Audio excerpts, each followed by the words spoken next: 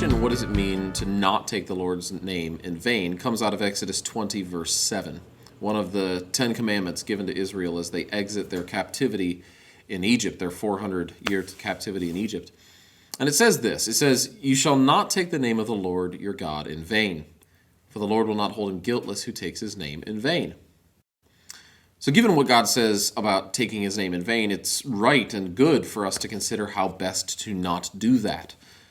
As New Testament Christians, we know that we are no longer under the law, in that Christ fulfilled the law for us. As Psalm 19 says, though, the law is good.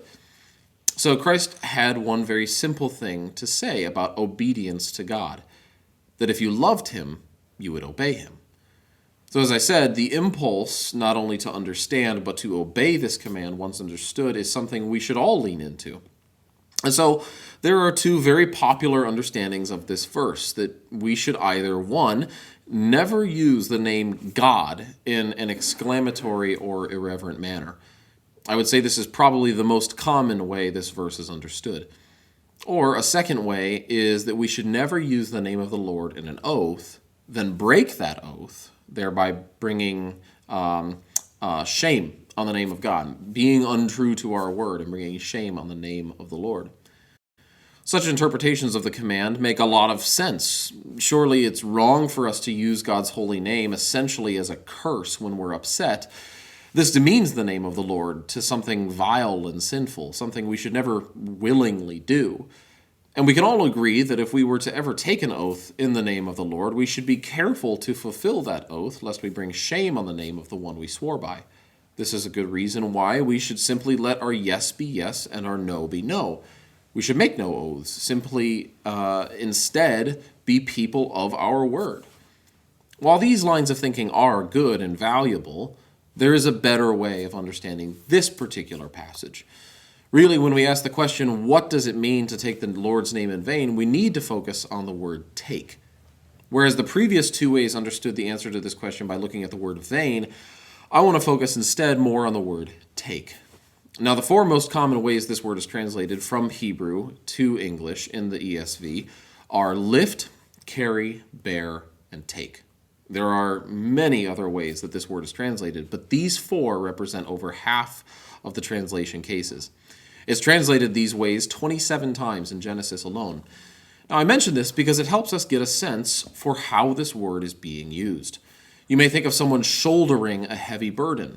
They would lift the pack up on their shoulders. They would carry that pack, and they would bear the load, a word that we do not really use a lot in recent days. And they would take that load with them.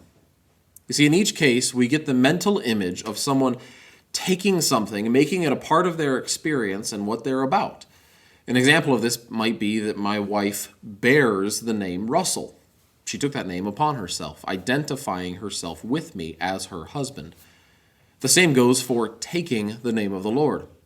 To best understand what it means to take the name of the Lord, we must think of the word like that. We pick up the name of the Lord. We bear the name of the Lord. We bring it with us. It becomes a part of our experience. And this is exactly what the people of Israel were doing here at this point in the story of Genesis. You see, they had just escaped captivity from Egypt just 8 chapters earlier, a fact that God references only 5 verses before the verse in question. And were now dedicating themselves to following the Lord, to be his people. The people of Israel were deciding to bear the name of the Lord. It became a part of who they were. The surrounding context of Exodus 20 supports this kind of reading. The preceding 2 commands and the next command are all about how we relate to God, and they were to only worship God, to not worship with idols, to not take the Lord's name in vain, and to remember to keep the Sabbath dedicated to the Lord. Only after God lays out how they should relate to him does he move on and give them 6 commands on how they are to relate to one another.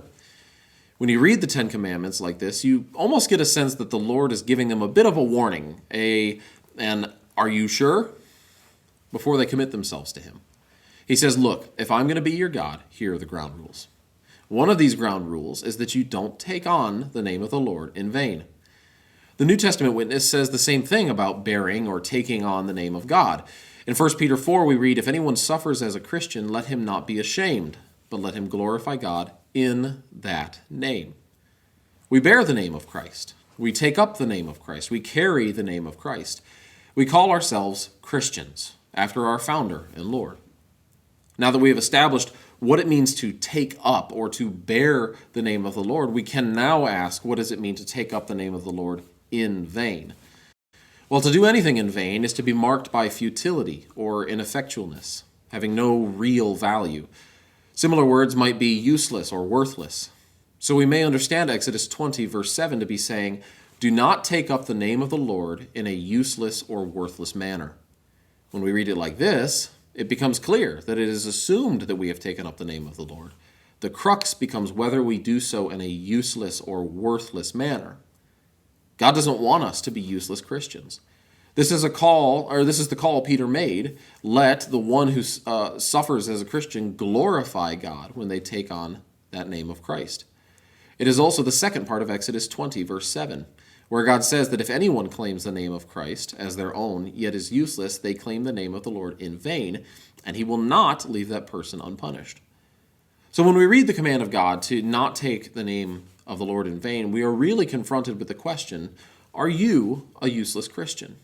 Well, to answer that question, we could ask ourselves, how am I different from my unbelieving neighbor? Or is my attitude more Christ-like than it was prior? Do I prioritize talking about the things of God in my home? Do I seek first the kingdom? Or am I diligent in my spiritual disciplines? You see, the command to not take the Lord's name in vain is a call to be a useful Christian, not to claim the name of God, but do not claim the name of God, but live like you are the world or of the world.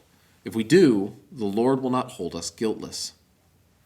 Proverbs 18 says, the name of the Lord is a strong tower. The righteous man runs to it and is safe. There is safety in the name of the Lord. Let's all commit to bear his name faithfully and not in vain.